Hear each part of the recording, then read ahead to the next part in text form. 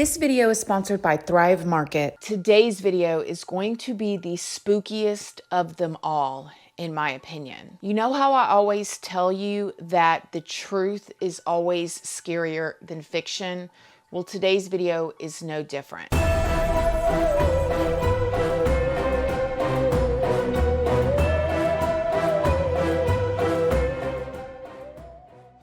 Good morning, my lovelies, my beauties, my friends. My name is Christina and welcome to my channel. If you're new here, thank you so much for clicking on this video. I really hope that you will subscribe, stick around, take a chance in hearing some things that I have to say. And if you are a returning subscriber, y'all already know, y'all are my babies. So good morning, good morning, good morning. How is everybody doing today? I hope you all are having an amazing day. I hope you all have enjoyed this little spooky season videos that we have been doing. But this video is the one that really gets me. Now, this video, we're going to talk about a few different stories. And we're going to talk about these different people's experiences and what happened with them, with these haunting feelings and feeling like somebody was in their house. But again, like I told you, the truth is always scarier than fiction. And at the end of this video, I'm going to tell you guys what you can do to save yourself in a position like this, and it could possibly even save somebody's life. So if you guys want to share this video, I'm not going to be mad about it. As a matter of fact, I think you probably should share this video. And also at the end, I'm going to tell you guys something super spooky that happened to me as well. So let's just start with Carrie's story. In the earlier 2000s, when Carrie was about 25 years old, she was living in what I would consider a mother-in-law suite. You guys know when somebody has a house and then there's like a little mini house in the back part of it or on the side or somewhere on that same property, and a person can rent it or a mother-in-law can live there. I think that's what they were designed for, and originally was for, like, you know, to have your mother live in this little small house on your property.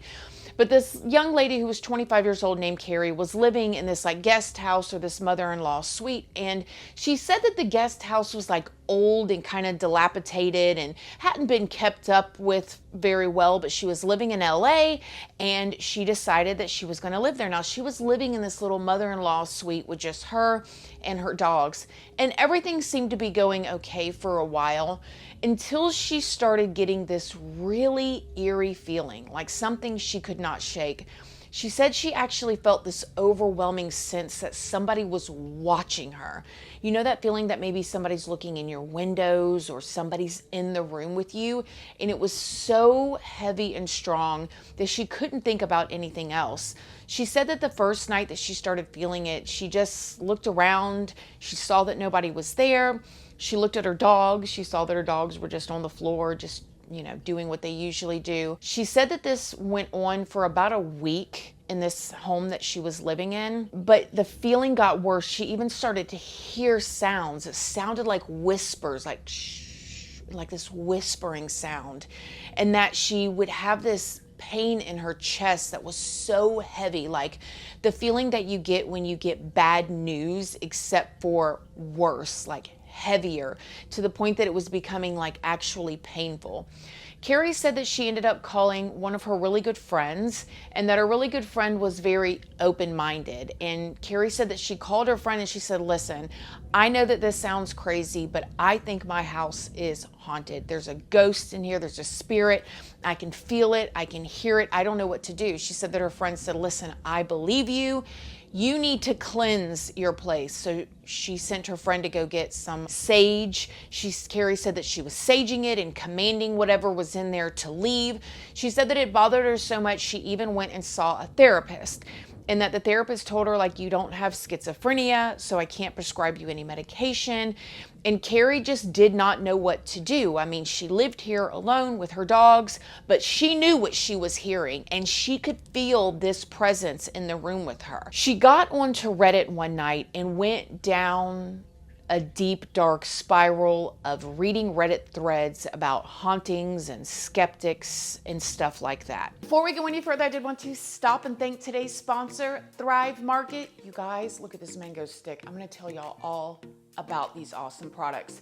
Thrive Market is an online market where you can get all of your organic foods, cleaning supplies, baby needs, beauty supplies, basically just about anything delivered right to your front door. And I don't know about y'all, but I am the queen of having my groceries and things delivered to my house, and using Thrive Market will help you save like 30% on your groceries and home goods. I have really been paying attention to the ingredients that go into our foods, and especially my son's. Don't even get me started on this red 40, you guys. It makes him bounce off of the walls like you would not even believe. But Thrive Market has made it so easy for me. I went a little crazy with my first order. I got 3 big boxes. I got everything from meats to snacks to stuff to cook with. I went wild, and I was so excited because I had been wanting to get some non-toxic cleaning solutions for my house, because you guys, using bleach and Ajax on everything every single day cannot be good for you. And with Thrive Market, you guys have to check out their website. It is amazing. Everything is separated by category. It's very easy to navigate. And when you look through each item, there are reviews, tell you what they think about them, which made it amazing, which is also why I ended up with 3 boxes of goodies. I got to redo my snack drawers, so when Jaden comes home from school, he's got plenty of delicious snacks to choose from that I can feel good about and are good for him as well. If you guys want to try Thrive Market, all you gotta do is click the link down in the description box or go to thrivemarket.com/Christina Randall, and you can save 30% off, as well as get a free gift up to $60 free today. Yes, Thrive Market /Christina Randall, and you will save 30% off and get a free gift today. Thanks again, Thrive Market.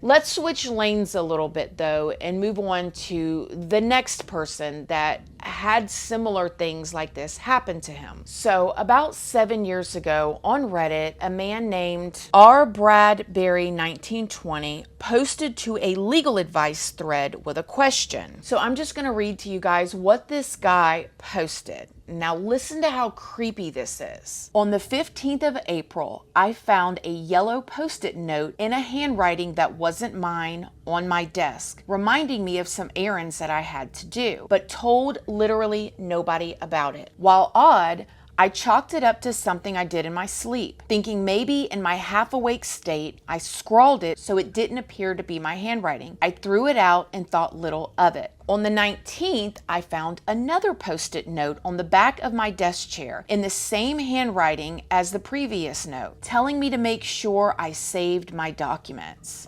I was freaked out, but there was no signs of a break-in. So I set up a webcam in my house and aimed it at my desk and used a security cam app for it to record after detecting movement. On the 28th, I woke up to find another Post-it note. So this guy is in his apartment and he keeps finding all these weird Post-it notes like that are in this weird handwriting, reminding him of things that he's supposed to do. And he's like, I know dang good and well, I did not write this. Like, who is sneaking into my apartment? Why are they doing this? It didn't make sense to him. But this one was saying, our landlord isn't letting me talk to you, but it's important we do. I immediately checked the webcams folder on my computer and found nothing from the night before, but my computer's recycling bin had been emptied, which I am certain I did not recently do, indicating someone had noticed the webcam and deleted the files. They were just saved straight to a folder on my desktop called webcam. Today, on the 1st of May,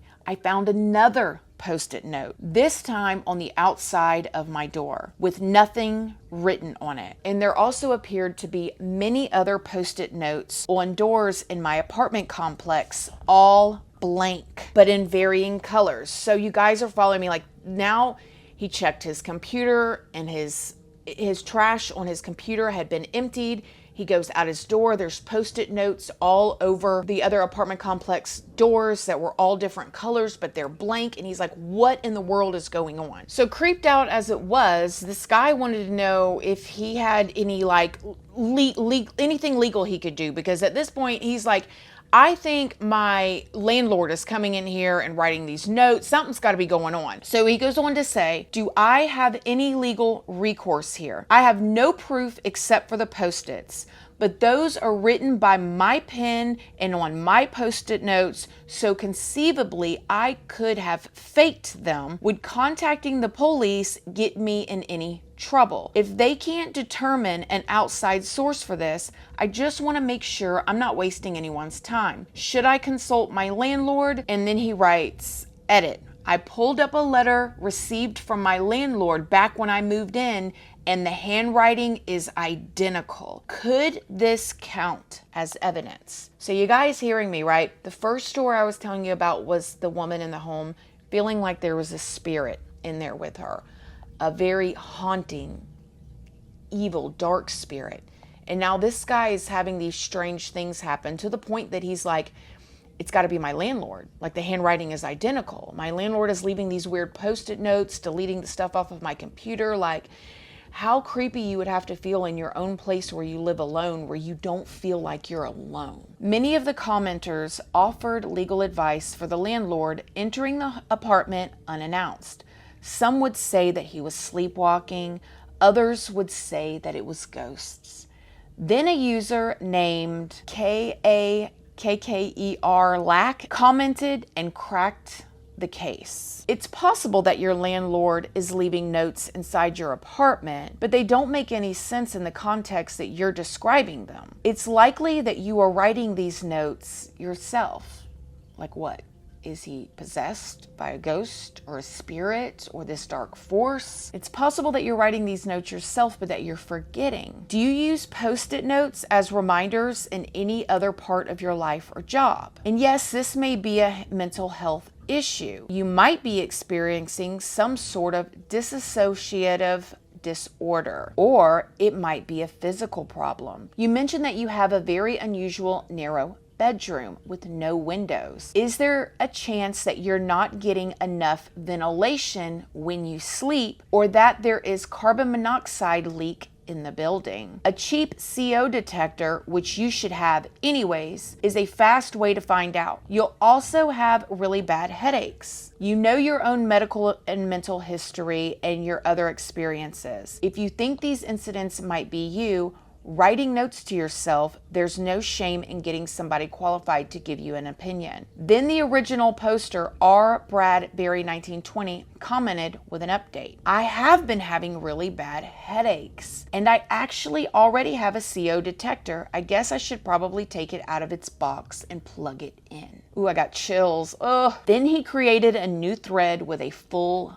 update. Thanks to everyone who sent suggestions and gave advice on how to proceed, especially to those who recommended the CO detector, because when I plugged one in my bedroom, it read out 100 ppm. I had CO poisoning and I thought my landlord was stalking me. Everyone in the comments went crazy. No one could believe that an actual Reddit commenter, thought his landlord was stalking him and that it was actually CO poisoning. Now back to the first story with the woman, Carrie. She actually, like I told you guys, she went to the therapist, she went to her friends, she did all this stuff. She went down that Reddit, like, deep dark hole and was reading about hauntings and ghosts. And when she got to a thread where skeptics were, this is where she started reading and she started talking to somebody there, and they asked her if she could possibly have, CO poisoning, carbon monoxide poisoning.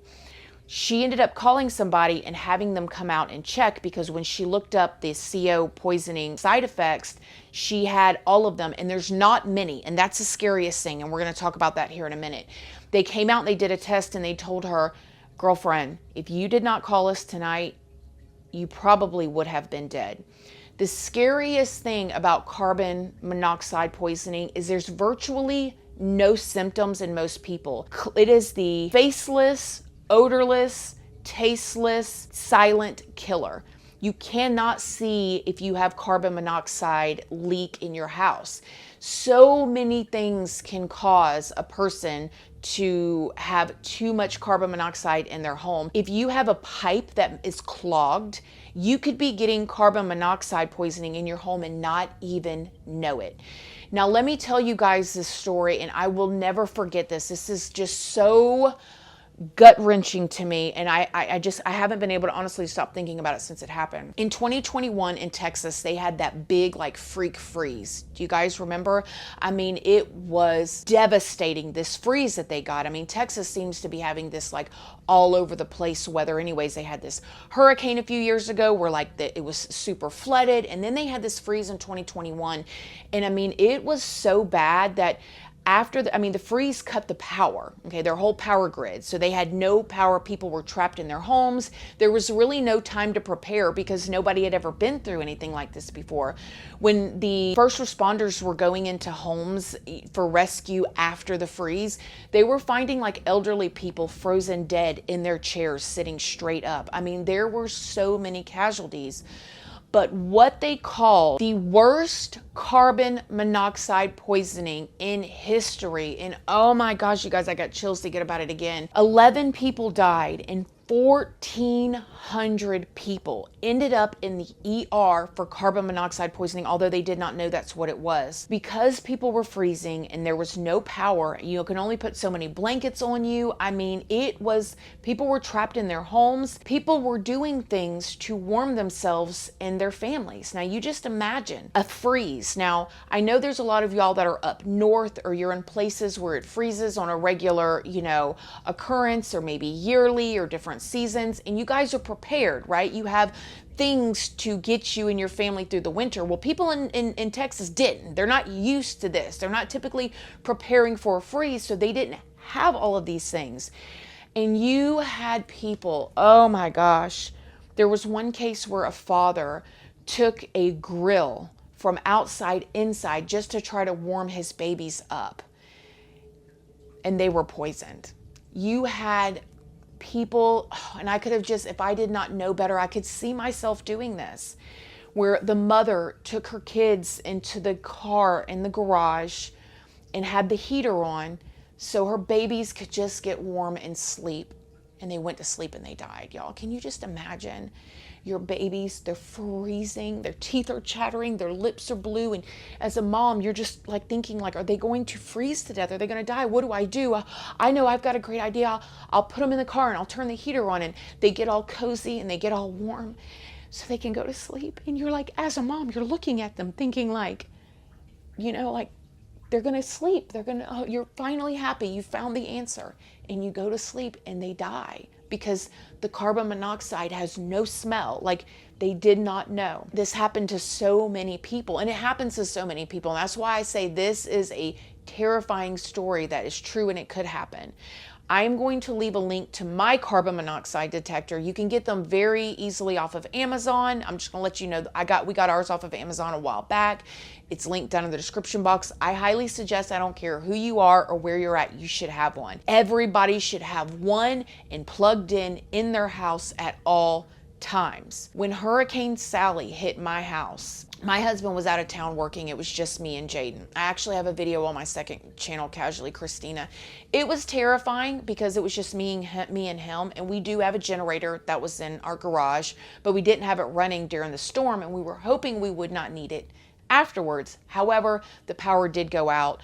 Me and Jaden slept in the hallway. What we didn't know at the time was the loud banging that we were hearing was actually our roof coming off and slamming down. The roofers came and said that it was a miracle that our roof was not in the neighbor's yard. And could you imagine if that would have happened? It's just me and Jaden here. Oh, thank you, Jesus. But the next day when I got the generator going, it was still raining. Now, you're not allowed to get the generator wet. So my husband had the generator on the far end of the garage, and it was raining really bad. And when my husband told me over the phone of how to get it hooked up and going, he told me, make sure that the garage is halfway up. Sorry, it makes me emotional because I know what really could have happened had he not told me. Because I remember I was walking in the garage and I pressed the button to close it. He said, make sure the garage is halfway up if it's raining so the carbon monoxide can go out. Otherwise, you guys can get poisoned. So I turned around and I pressed the button. But that literally could have happened to us because I didn't know.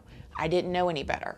And so this is something that I think we should all be aware of. It's something so simple. Just like I said, you don't even have to have a generator in your house or in your garage or any of these things that most people would go, you should know better.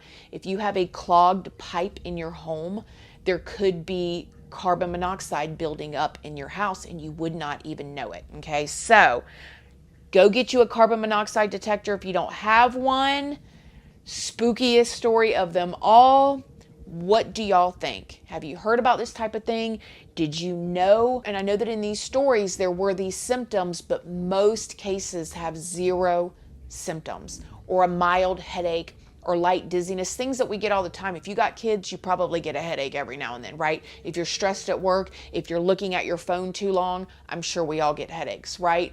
The symptoms that you get most of the time are things that would not make you think that you could be being poisoned in your own home. So let me know what you think down below. I love you guys. Thank you guys for watching and being here for my spooky videos. And I will see y'all in the next one. Get you a carbon monoxide detector right now. Love you guys. Bye.